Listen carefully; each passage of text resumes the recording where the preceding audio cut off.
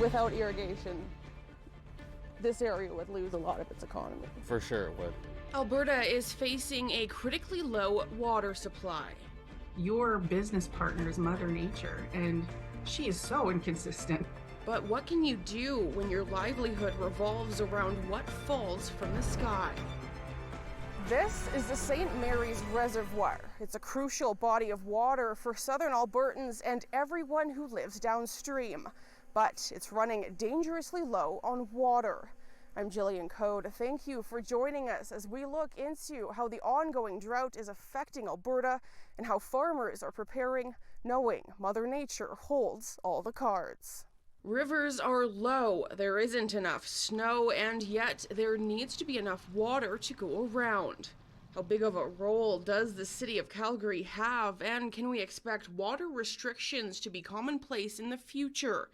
Do they make a difference? It's been a dry winter for sure. We should be talking about feet of snow right now, not just centimeters of snow. Stanford farms in southern Alberta near the town of McGrath. It's not just this area that's low on water.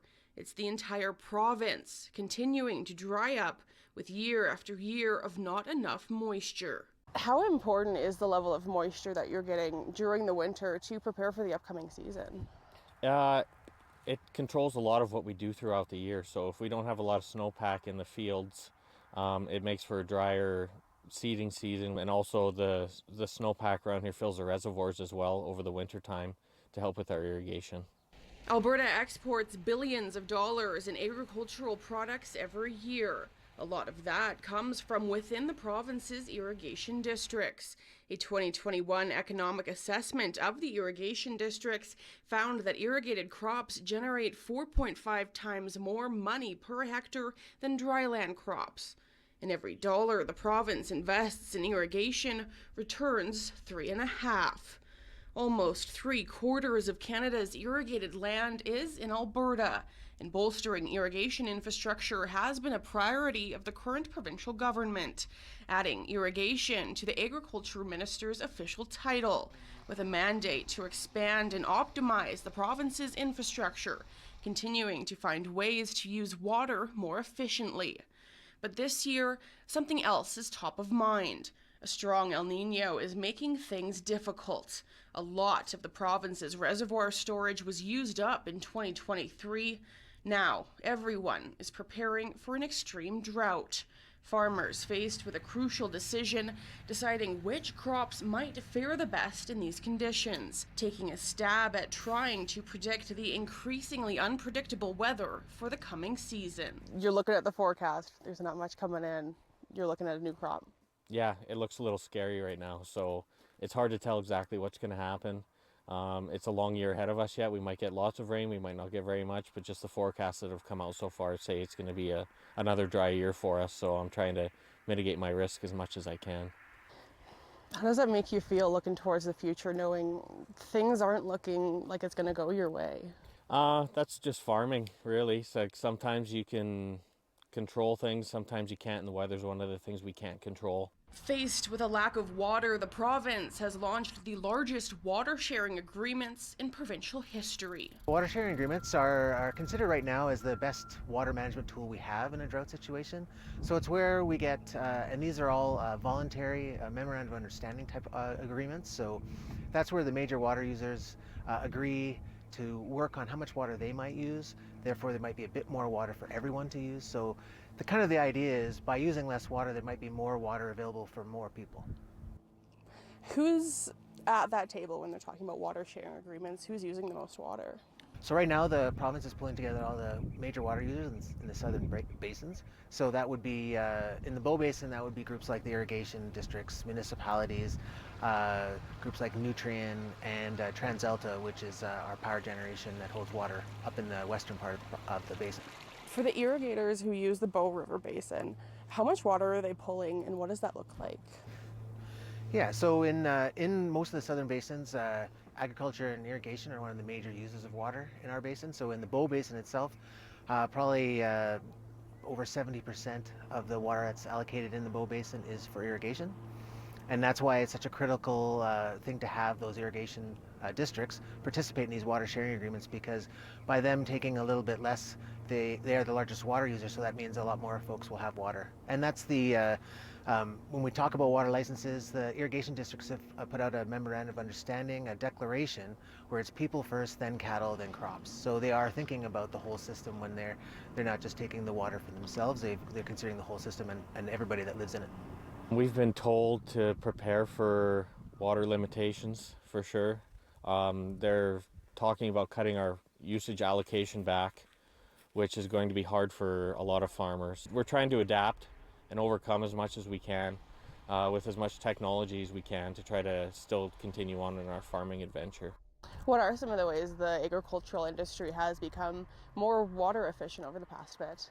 So a lot of farmers have switched to no-till seeding systems, so we don't cultivate the land anymore before we go in and seed it. We just direct seed the seeds straight into the ground, which conserves a lot of moisture throughout the growing year. It looks like the water level is low. Is this typically what you would see for this time of year? Yeah, in the winter it's usually empty anyways. So this is a canal that services some of the local farmers. They pump water out of here to irrigate their fields and things like that. So it's usually empty right now. It's got a little bit of ice buildup in it, but it had a fair amount of water in it all year last year, so we were okay for irrigation water last year. They shut us down a little bit early from when we usually irrigate till, just because they predicted that the reservoirs were going to run empty and we were going to have less water. But this is pretty common for this time of year. We just hope that they fill up again come spring.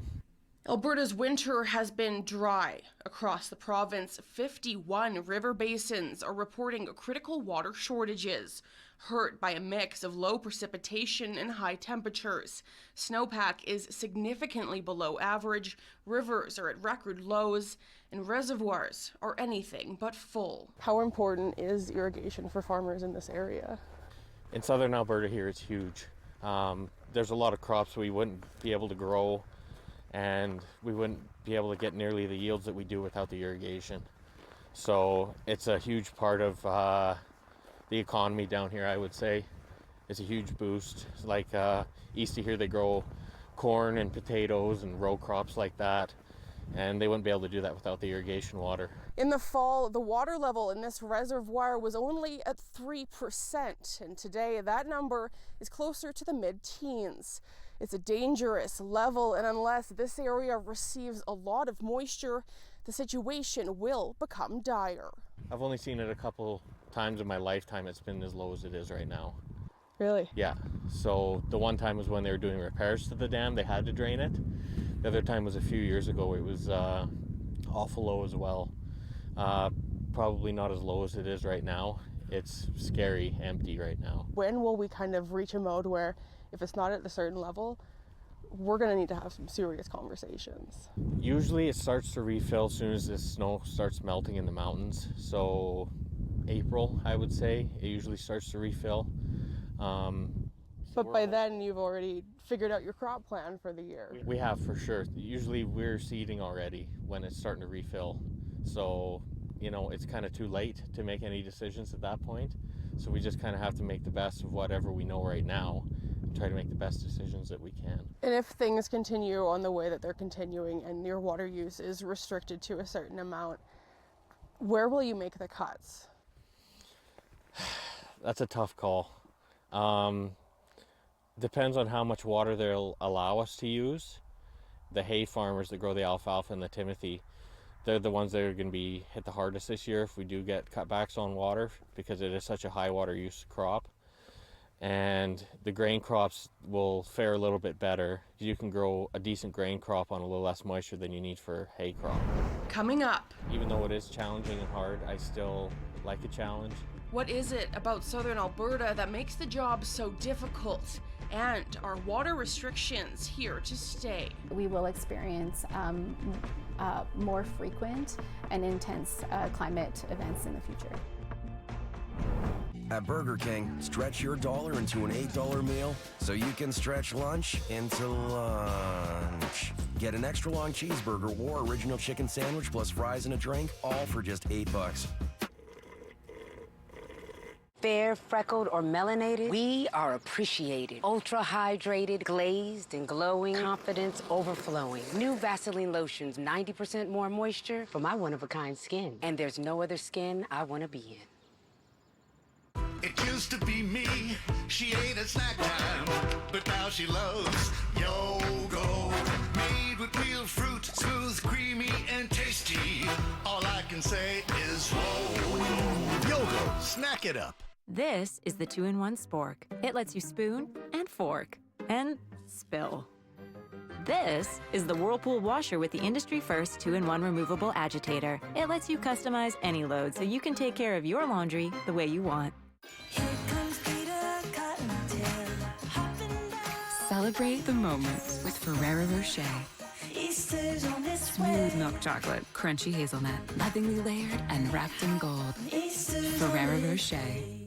Mags doesn't love cooking, but loves homemade meals with his kids. Even things we don't love can have benefits, like doing your taxes. Learn more about benefits and credits at canada.ca/everydollar-counts. As parents, change is something we know all too well.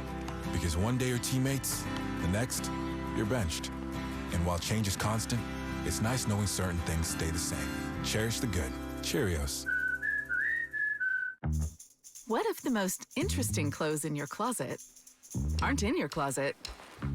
They're out here, here, and here.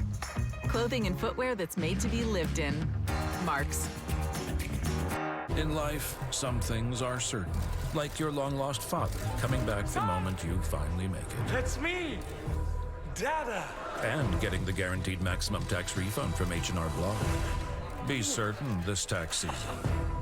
The idea is to, where am I going? Whoa! Dude, don't you forget how to skate. All right. Okay. I meant to do this. Alberta is a resource-rich province with incredible natural views and an agricultural industry the province prides itself on. But some areas of this province weren't always seen in high regard. In fact, some areas in southern Alberta were once considered a wasteland by European settlers in the 1850s. It's just a dry, arid area here. The Palliser Triangle is a large area that covers a lot of southern Alberta and southern Saskatchewan. It's hard here because the weather it fluctuates so bad. Like, we're getting some winds now, and it's windy here almost all the time, which is kind of miserable, but it sucks a lot of moisture out of the ground as well. So that really hurts during the growing season when we do have high winds. After we get a rain or something, the rain doesn't soak in, it just evaporates into the sky. So we're trying our best to farm here where we are, but it is challenging for sure. Do you ever think, why am I doing this here? Why not go to an area that's maybe a bit easier to farm? I've thought about that before, but this is my home. This is my home base and where I want to be. And even though it is challenging and hard, I still like a challenge. And I enjoy where I live here, and I just make the best of whatever I can to try to continue on to the next year. It's something he and so many have gone through before. Historically, it's like a pendulum. Dry years followed by wet years, and so on. The one thing about droughts is this is not the first drought we've had. We've probably had 5 droughts in the last 100 years. We've made it through those. 2001 is probably the last drought we can all remember, or some of us can remember. And I think there have been improvements. We've learned a lot from that drought, and we'll learn a lot from this one, and hopefully we'll continually improve. One of the things that a drought does, or any emergency, is brings people together. And in this basin, we've been working for decades on how to share water and how to work together. So I think that's something we've got in our favor looking forward in watershed management in the future. We've had droughts before. Is there anything about this one that's worse than what we've seen before? It's hard to know whether we're in a worse situation. I know the pressures on the river system are much greater now. There's a lot more people here now. There's a lot more demand for this water. And we're looking at solutions to hopefully use less water overall by water reuse and finding ways of efficiency. Irrigation districts, as well as many other groups have really reduced our reliance or how much water we take through efficiency. That hopefully will continue. We may have already taken all the low-hanging fruit, but where's a will, there's a way, and when we need to find new solutions, generally we have. So that's kind of an optimistic look at kind of how we might manage water in the future. While discussions on water management are ramping up in wake of the ongoing drought, it is something that is always being monitored by the agricultural industry, the province, and municipalities. With 2 mountain-fed rivers and more than 1.4 million people, the city of Calgary plays a crucial role in water management. Last fall, the city brought in outdoor water restrictions for the first time, restricting washing your car or watering your grass. The efforts in place for just over 2 months, saving 1.5 billion liters of water. We are seeing the benefits of that today. The Glenmore Reservoir remains full and has been able to support our water supply through the winter. It is something Calgarians will likely need to become used to. Calgary is prone to drought conditions. There's some indicators that show that we will experience more frequent and intense climate events in the future. Mid-March, the city telling Calgarians to be prepared for pending restrictions. We don't want that to be a surprise to Calgarians, so we're letting them know. Every drop counts, and we all have a role to play in conserving water, both in our homes, in our yards, and in our business. What's your message to people who are saying, why do I need to cut down on my water use when there seems to be enough here? Well, we're all downstream of somebody, and so there are municipalities above the city of Calgary, and we appreciate if they treat their water as best they can, so that when we receive it, it gets to be the same kind of quality that we'd like to see. That saves us not only in how much it costs to treat the water, but how much water we have available. And it's always good to be a good neighbor, because folks below us are the ones that are growing our food. So it's important to remember them when we're conserving water. Calgarians using less water doesn't just help the farmers in southern Alberta. This water here, its journey begins in the mountains before making its way to Calgary, snaking through the prairies before ending up in Lake Winnipeg or the Hudson Bay. The amount and the quality of water that Calgary sends out is very important. Calgary's in a good position in terms of getting water, as well as the Elbow River, which is where about a little bit less than half of our water normally comes from the Elbow. So with the Bow and the Elbow, it's pretty advantageous to start pretty close to the headwaters. Are we at risk of running out of water? I think definitely there's going to be less water available. If you're looking at municipalities, I think there's strategies in place to mitigate some of those issues, where we might not run out of water, and this is in the Bow itself, but we may have to use less water. There's definitely going to be less water available, and there will be some licenses that aren't able to fulfill their license, so there may not be enough water in their license to carry on as normal for this year. So it also depends on where you are in the basin. So the main stem of the Bow, it's a much bigger system. Variability is a bit less problem for people that use the water, but in the tributaries, you're more at risk of local precipitation events and how much water is available there. It isn't just the amount of water flowing through our rivers that's important.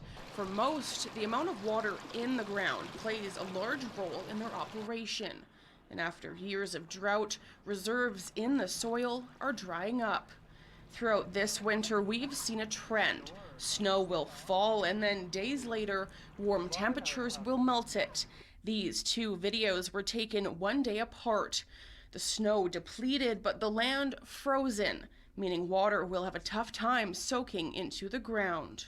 Water melting can raise river levels, but if it comes at the wrong time, where if water is going by irrigation districts when they want to put that in their reservoirs, same with the city of Calgary, if the water comes by when they don't have a need for it, then that water does go by. Now we all have to remember there is this thing called the environment that will appreciate all the water that we can give it, and so it's not all lost, it just goes for a different purpose. Sometimes when you get early spring melt, that water doesn't get a chance to absorb back into the soil because the soil may be still frozen, or it comes off at a rate that the soil cannot absorb it fast enough. So you lose that opportunity to retain some of the moisture. Coming up, how farmers are trying to stay one step ahead of Mother Nature. The entire province is taking note and mitigating their risk. danger? They don't know if he's gonna make it. Hudson and Rex, new episode Tuesday night 8 Central on City TV. Heart Royal Flush Tour 2024. Saturday, November 30th, Scotiabank Saddledome. A journey through the hits and timeless classics. The iconic band returns with special guests, Bachman Turner Overdrive, featuring Randy Bachman. Tickets on sale now at heart-music.com. Don't miss Heart with BTO live. It only happens twice a year. The Brick's huge semi-annual sale. Get incredible deals in every department. Up to 25% off sofas, sectionals, and recliners. Up to 25% off dining and bedroom. Hurry, these deals end Monday. The Brick, saving you more.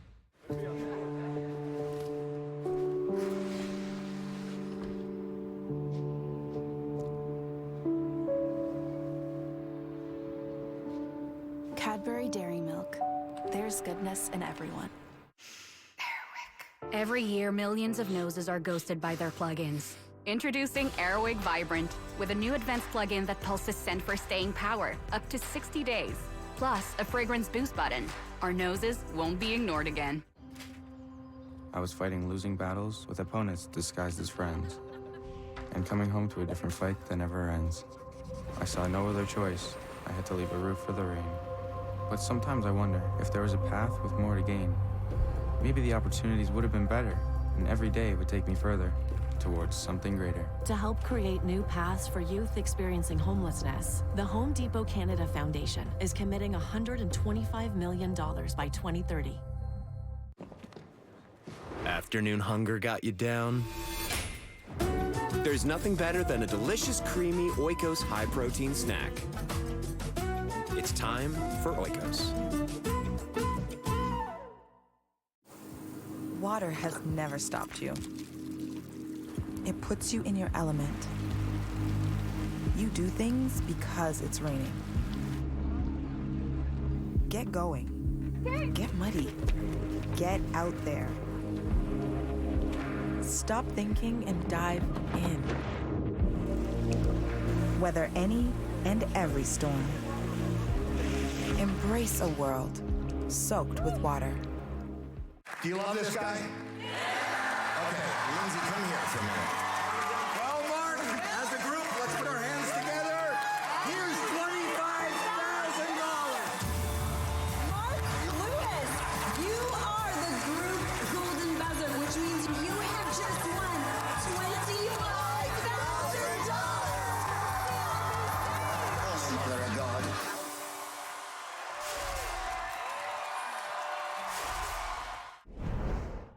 That's the biggest factor that's going to ultimately affect pasture success or failure, is rainfall. Because farming is so reliant on moisture, there are disaster relief programs supported by the provincial and federal government. And over the past few years, they have been used frequently, particularly in insurance for moisture deficiency.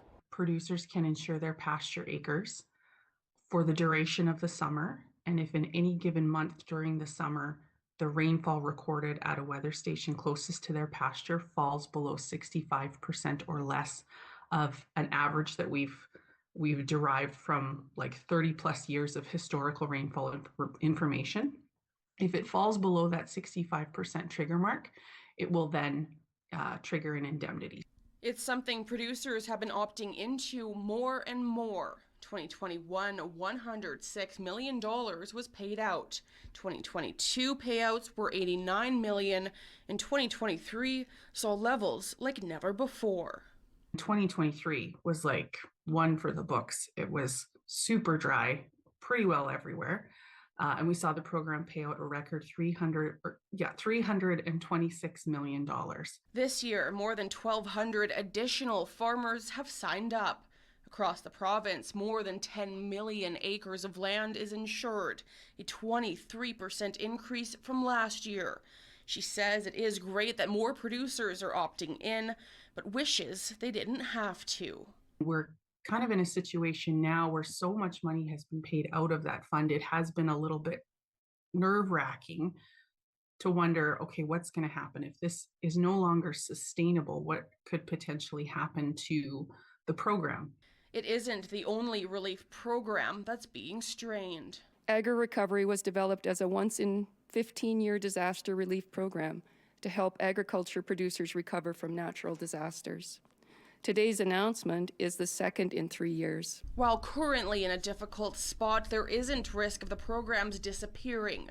Changes will be made as time goes by to meet farmers where they're at. Say central Alberta or northern Alberta gets a lot of rain and they say Alberta's fine, there's no drought. But down here in southern Alberta, it's a whole different story. We usually don't get the rains that they get in northern Alberta or other parts of the prairies. So it's just a different growing area down here for us.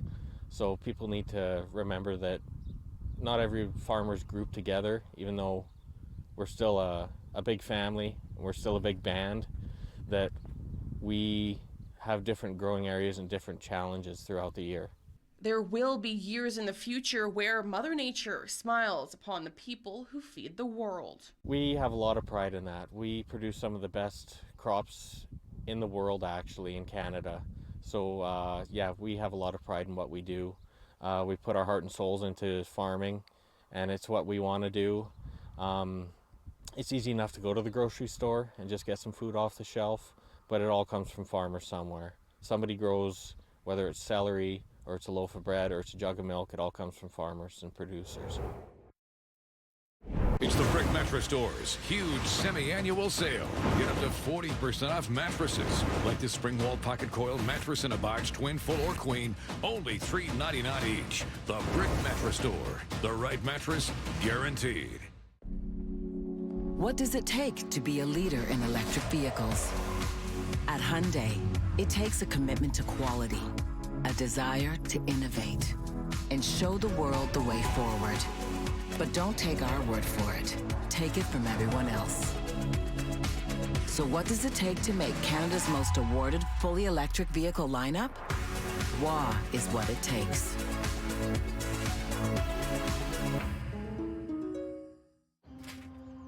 I was fighting losing battles with opponents disguised as friends, and coming home to a different fight that never ends.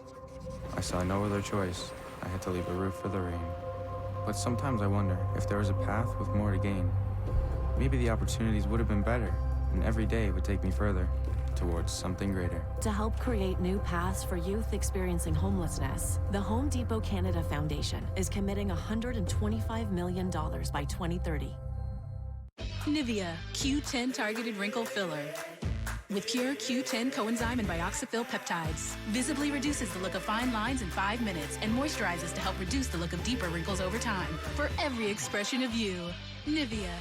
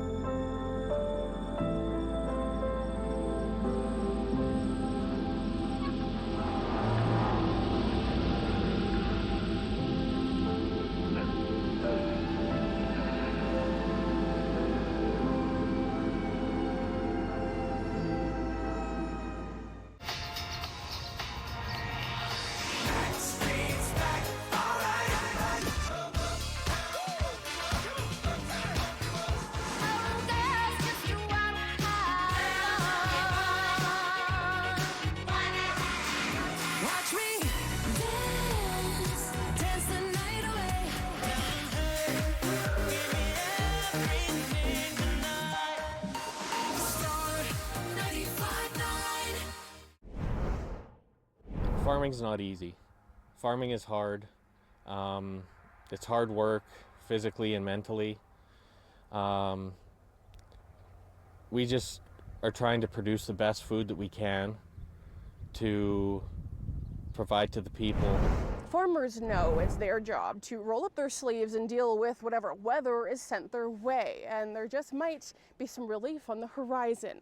Early modeling from the American National Weather Service's Climate Prediction Center says there is a chance for a La Nina to develop this summer, bringing cooler and wetter weather. It's exactly the type of weather that farmers have been hoping for, but that also comes with a risk. If the cool and wet weather continues too far into the fall, farmers will then face an issue getting their crops dry enough for harvest. It's a tough career when Mother Nature is calling all of the shots. I'm Jillian Code. Thank you for joining.